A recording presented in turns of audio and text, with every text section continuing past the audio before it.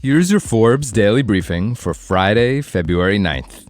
Today on Forbes, how generative AI helped make AMD's Lisa Su a billionaire. Just 2 years after joining chipmaker Advanced Micro Devices, known as AMD, in 2012, IBM veteran Lisa Su was tapped to take the top job. It was a big promotion for the then 43-year-old, but also a gamble. At the time, the company was floundering.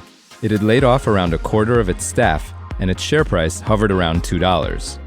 Patrick Moorhead, a former AMD executive, remembers it as, quote, deader than dead. On her second day as CEO, Su stepped up to the microphone during an all-hands call with a message for AMD's demoralized employees, telling her staff, quote, I believe that we can build the best. That message was also step one in her three-pronged plan to fix AMD: create great products, deepen customer trust, and simplify the company. Last May, during an interview with Forbes, she said, quote, 3 things, just to keep it simple. Because if it's 5 or 10, it's hard. Su had first fallen in love with semiconductors while at MIT. Now, arriving at AMD, she refocused her engineers on building Intel-beating chips. It took a while, but the Taiwan-born engineer's bet eventually paid off. In less than a decade, she turned the struggling company into a darling of the chip industry and a $271 billion in market capitalization enterprise. Fast forward to today. The tech stock rally of 2024 has made Su, who is the first female chief executive of a major semiconductor company, a new billionaire. She owns some 4 million shares.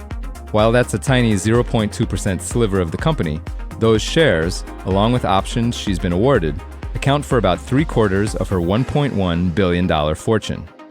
The remainder comes from the nearly $400 million worth of AMD shares she's sold since 2016, before taxes.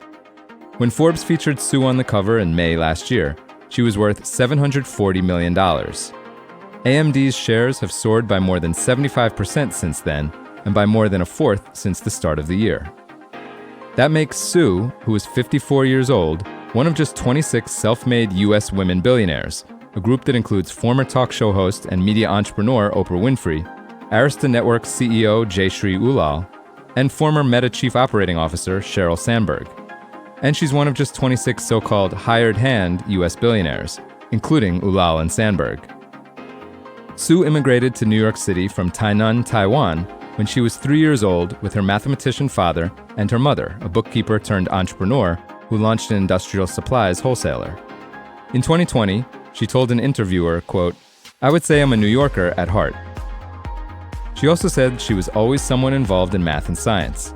She chose to study electrical engineering at MIT because it seemed to be the hardest major, and while there, picked up 3 degrees in the subject, a bachelor's, master's, and a PhD. It was during her freshman year at MIT that she first began doing research in a semiconductor lab. In that same 2020 interview, she said, quote, I was actually making small devices, and it was amazing to me that you could actually do that. Since then, semiconductors have been my passion.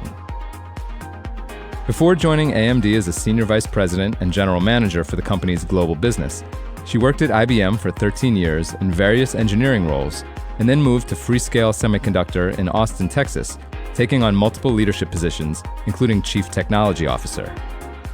A technically savvy researcher, she focused on developing chips with the highest performance processors on the market, ones that could beat out its competitors in multiple criteria.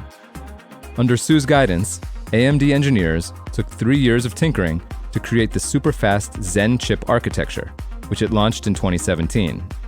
By 2020, that chip design was a market leader in terms of speed, and new business followed. AMD has since partnered with NASA, Microsoft, Meta, Lenovo, Oracle, and Dell Technologies. If you're interested in learning more about Lisa Su, be sure to look out for our Forbes Talks interview with editor Carrie Dolan. For full coverage, check out Samantha Krunje's piece on Forbes.com. This is Kieran Meadows from Forbes. Thanks for tuning in.